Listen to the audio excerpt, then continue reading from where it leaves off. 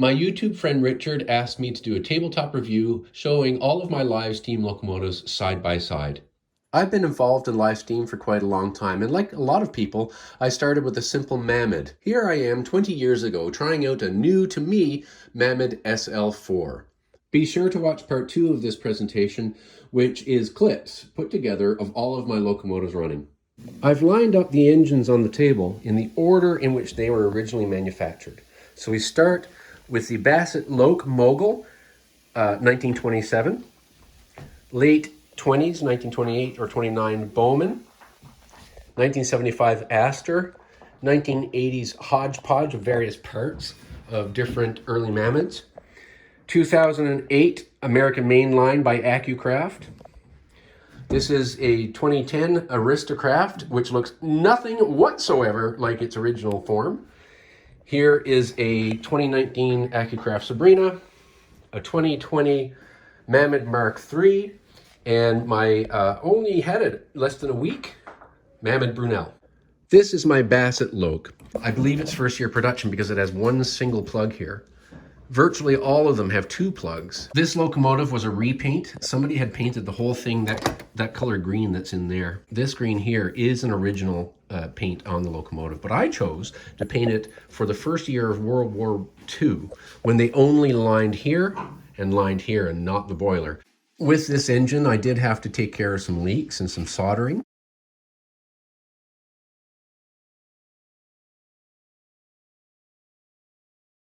As highlighted in one of my earlier videos, right beside the original gas tank vent right there, I added this pipe. And I have this as a filler cap. So with a very, very small syringe, I turn off the flame, blow it, make sure the flame's completely out, and I can reload this with methylated spirits without having to take off the tender and take the locomotive off the track because it's hot, and take the fuel tank out. Now we move on to the Bowman. Bowman made engines that were about gauge 1, but marketed as O gauge. That's why they look like big overscale or narrow gauge things. No controls whatsoever. The only way to control this is with how much fire you have and the weight you're pulling with it. And it's solidly built, it's like a tank. And you know, it runs really well. These are single acting cylinders, however, just single. So they don't want to run slow. And in here is a plug where when you're filling in the water, you can see how much water is coming. You know, you can tell when you're full. There's no lubricator on this, so it has these felts, and you douse those.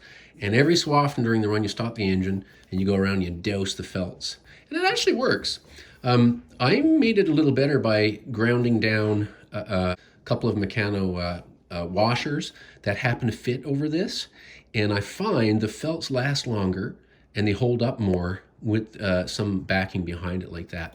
So that was my own thing to do, is put those washers there, and it really caused an improvement. These buffers used to be here, and these buffers used to be here. And there used to be a coupler on here for rail cars that I don't have. This is a spare coupler off this Aster engine. This is metal is from the back of a scrapped VCR. And I measured and bent and made my own pilot beams. And this is the height now that I can pull my Mammoth equipment and my 16mm to the foot equipment. So I've essentially turned this into a rather odd little narrow gauge 16mm to the foot engine. This plug tells you when you're at the maximum level for fuel. Now I move on to my 1975 Aster Japanese National Railways locomotive. This engine is curious because it's the first engine they made. Well, some people say the Schools class was. They both came out in 1975. There is some evidence that in Japan, this one came out on the market in Japan slightly first. It's a single cylinder engine. That is the only working cylinder right there. This whole thing here is a fake piston. It's actually the lubricator. This engine is a repaint of mine. It's been run. I've run it a bunch, so you know it's weathered itself. But I've not made a video about it. There's been some problems with the alcohol chicken feed system, and as you can see, it's all apart and there's parts missing because I need to actually source some new seals and whatnot. Because it's Japanese National Railways, it came with buffers, these buffers like that. But I took them off. I left this hook here, and on the tender, I body mounted an Accucraft coupler, and it works. It's just fine. Tows cars, easy cheesy. But because the prototype of this engine was made by Alco in the United States, it looks like a North American engine with some differences. Note the wheel arrangement on the tender. Nevertheless, I put a headlight, and this bell is a Christmas ornament, believe it or not, and I made the little metal bracket out of copper. So it just makes it look a little bit more North American. Here in the glands was leak, but the gland material in here was probably the original from 1975 and was well past its due date. All the O-rings and seals in here were all leaking like mad. The water pump system from the tender was all leaking like mad. Here's your throttle. It's just got a throttle and a blower. What I don't like about this one is there's no sight glass. It's got a Smithy's boiler, which you can see in there, and which is tubes outside the boiler, which is kind of cool. The tubes come out from the bottom of the boiler and back up in again to increase the heating surface. This one is 1 to 32 scale, so it's number 1 gauge. And let's carry on. I had numerous bits of old Mammoths, and I thought I like these engines that have weird crittery things, and you know, like they got weird arrangements of cylinders, like the early engines, or engines you see cobbled together at old logging camps in North America from spares. This is a uprated safety valve, so this blows off at 20 pounds, or instead of the normal, 10 or whatever the original Mammoths did. I bought from Dream Steam in the UK the alcohol burner system, but I had to cut it and put that tube there and rig away to get it in there. My idea with this engine is, can I build this with just my scraps box? So in other words, I don't want to put money into it, just see if I can. So far it's working out well. So this is where you load up the alcohol fuel. Everything works quite well. From Dream Steam as well, I got a lubricator. It runs. The problem is in the most inaccessible place, like where it comes out of the boiler and there's one other leak, where steam leaks, and I need to solder that. Then I'm going to paint it up, decorate it up, and you've got this little thing that goes along the track like that. This is my American Mainlines by Accucraft. Of course, I've repainted it. I really like red rods. This engine is 1 to 29 scale, and I can pull a lot with it. A lot. Watch the part 2 video of this and you'll see how much. And even then, that's all the rail cars I had at the time, so I could have probably put more. I replaced the original blast pipe with a Summerlands truffer, which accentuates the sound of the exhaust a lot. It resonates inside the chimney here and down in the smoke box. It's amazing. The steam pipe leaves the top of the boiler, goes to the steam throttle or steam regulator, and then travels down through the flue, through the flame, and then to the steam chest. So by the time the steam gets to the steam chest, it gets superheated along the way.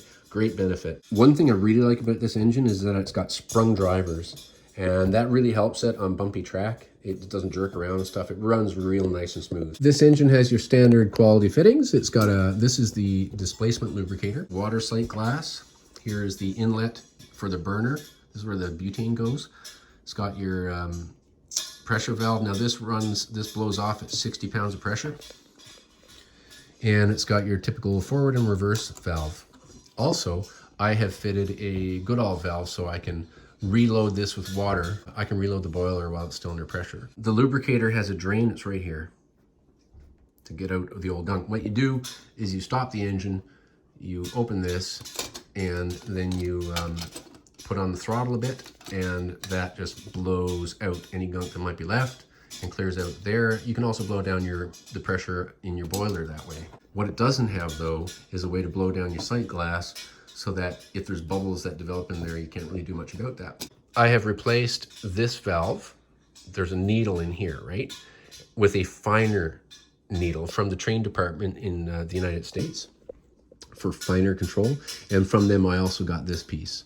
So I have a finer ability to control the engine. There's your butane tank. It's always a good idea to fill this with warm water. It really helps the butane expand. As it came, it had some plastic coal here. I got rid of all that. This is real coal that I ground down in a mortar and pestle, and I used waterproof glue mixed it all together and stuck it all on there. So that's real coal. I think it does add something. Now we move down to the Aristo-Craft 040. I'll show you a picture of what it looked like when it came new. There, you've seen it. Curiously enough, great boiler. It's got a cross tube boiler in there. That's excellent. Excellent flue. Very solid, nice steam chest. Very easy to adjust timing for the piston valves. But the whole outer shell was plastic. Plastic on a live steam engine? What? Also, in the tender was an RC that was terrible and would fail. Now, the funny thing is, in here was a device that controlled the forwarder, reverser, throttle combination lever. But on this engine, the only way to control that, the only way, was with the RC. So if your RC failed and you're full on steam, especially if you're running, you're out of luck. Because there's no manual way to control it.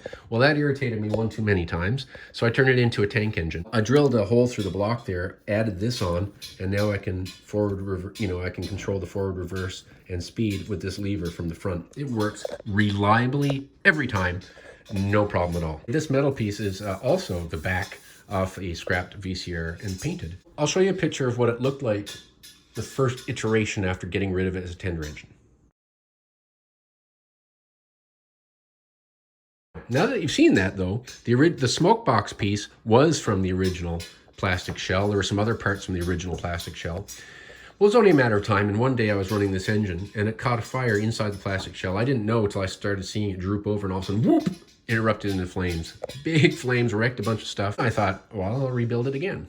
But the benefit was, with this engine, I could not ever see the fire and see how the fire was. I couldn't look into the flue. But what I did was I took out the screws that were here, permanently kept them out, took this knurled thing that I had from something else and a bolt, and now I can look in, I can see all the way down through the flue, and I can light it through here. It's hard to do this with the camera in my hand. And when this is hot, I have a pair of needle nose pliers, and I just pluck that off, and if I have a problem when it's running. So this turned out to be an added benefit. It doesn't look like anything real, well, I don't know, but it runs reliably and it's not going to catch fire again. So right now I think I've got an easy to steam, easy go anywhere engine. Does it look weird? Yeah, but it does actually have a water sight glass and a pressure valve, pressure gauge. And I've put a Goodall valve here, lubricator right here. I'm pleased with it. It runs. It's a good engine. Incidentally, the original of this was 1:29. This is my Accucraft Sabrina, which I will be putting a chuffer in, which I haven't yet. Excellent engine. I've not done anything to modify this engine. This one, you light, like all Accucraft practically, through the flue. And again, you can see a bit of the pipe there. It's got a superheater. One thing I don't like is this little tiny thing here is your lubricator. So you have to use a screwdriver to take that out. I like stuff you can opening and lubricator and all other parts of an engine with my fingers. I guess I did that for the looks, but it's a minor complaint. It came with the chopper couplers, but I've put in these. And this is the kind of thing I use to tow around my Mammoth equipment and stuff. I find that 4 links works perfect actually. Just 3 on the front now, but 4 links is great. I've also modified in a previous video, I showed where I modify a Katy coupler that fits right in here. So when I'm running it on G-scale 45mm gauge track, I can run all of my big G-scale equipment. The valve for blowing down your boiler comes from through the water sight glass. It's hooked up to that. So if I get bubbles in the water sight glass, I open this a little bit, then I open the throttle, just with the throttle, I blow that down to get rid of the bubbles. I really like that. You see these little set screws. Some people call them grub screws. I'm not sure if they're grub or set screws or which is the proper term, or if they're both right, depending on where in the world you live. But anyway, you take out these, you loosen them, and there's pre-drilled holes in the axle. It's dead simple then to slide the wheel between a 32mm gauge, which would be narrow gauge, and the broader 45mm gauge. So, and I have both. So this engine's versatile in that way as well. This engine, whether running on the smaller track or the larger track, is very reliable. Next, we have my Mammoth Mark III. Well, this is a little engine. It's by far the least expensive of the lot. Oscillating cylinders, but they're way better cylinders than the original old Mammoths, and there's a glands in there, which I repacked. And you'll see that in a previous video. I found there's steam leaking from here, but I repacked it with some stringed Teflon tape, and boy, I tell you, the thing runs well. Your standard sort of Mammoth forward and reverse lever here. But it also has, it has this lever. I made it longer. It does make operating it easier. You've got your butane tank, and here is your displacement lubricator. That's where you load it. And under here is the drain, and you can blow down the boiler with it with the drain under there. So even though it's very inexpensive, as live steam goes for sure. Engine, it does blow off at 40 pounds of pressure. It did come with a Goodall valve, so I always reload it from here. It's got your typical sort of back of the boiler Mammoth glass. Well, underneath here is the burner, which is under the boiler. So it's a pot boiler. Now, the interesting thing is you see this pipe. You can see the pipe right there is kind of glowing, sort of, it's got the color on it like gray. There's two of those. This is a Smithy's boiler. These pipes come down from out of the boiler and back in, thereby increasing the heating surface. Mammoth doesn't really sort of market that. They should, because this has a much better pot boiler than the vast majority of pot boiler engines. As you can see, I painted it for War Department and based it on, of course, it's not a realistic engine, but I based it on this. And I don't think it's too bad. You can tell by the paint, I get a lot of use out of this engine. It's the easiest one I've got to steam. If I want to have a quick steam up when I'm on the fly and I got a half hour, I'm going to steam something, this is the one I'll take because it's easy and fast and fun. I took this from a Canadian Army cadet, a cat badge, and put it on there. And this is why. Of course, it's not anywhere near like the original, but I'll show you a picture of where the idea came from. This is a Canadian publication called They Fought in Color, and it's full of Canadian troops in World War I, and the photographs are professionally colorized. And here is a train, trench train, operated by the Canadians, and somebody has saw fit to make that maple leaf. Now, does that look the same? No, but this is where I got the idea from. That was the inspiration. So there you go. Great little engine. Last but not least, my brand new Mammoth Brunel. I didn't know what to expect. Now, the only complaint I have about this engine, you can see it in the videos, the previous videos when it runs. The frame or the wheels are not quite straight, but it's riveted together. It's difficult for me to do something about that. But it doesn't seem to affect its running, other than that when you see it run it sometimes, you see it wobble. It came with the hole for exhaust or the steam out here. When this thing primes, it just blasts it everywhere. This is the original blast pipe from that engine. When I took it out and put in the chuffer, I had it in my scraps box. Never get rid of stuff like that. It had a pinched top like typical, but I cut that off and you know, it works just fine. You see in the videos, it just goes. One of the benefits of this pipe here is I can turn it down this way. So when the engine initially primes as water and old steam oil, condense in the cold, as of yet cold cylinder, it spits all that priming out of the pipe. Well, I just put one of my rags in here and start it going, and it spits it right out onto the rag. I could have ordered from Mammoth the cladding that they provide, and I probably should have. But then I put these are old popsicle sticks that I've collected up, and I put this metal on here. And the great thing about it is it increased the average boiler pressure because this is a good insulator. What I like about this engine a lot is your water sight glass and a very easy, a really nice valve, nice handle, feels great, easy to use. This doesn't get too hot to the touch when the thing's running. And I go like that and blast down any bubbles that are in here. It's also where you blow down the pressure. It came with a Goodall valve. Hurrah. Your typical gas tank, same as this one in here. It's got a pressure gauge, and this one blows off at 40 pounds. Although it's supposed to blow off at 40 pounds, actually it's more like 45 when it goes off. The gearing is nice and heavy, and it operates with a slip eccentric. So one revolution, you see how it engages, it goes forward, then it turns, and it engages again, and it's reverse. I have figured out a way, you'll see if you watch the next video and the previous video, where I unscrew this and I've modified Katie couplers to screw into there as well. So when I set this dual gauged engine onto G-scale 45mm gauge track, I can run anything.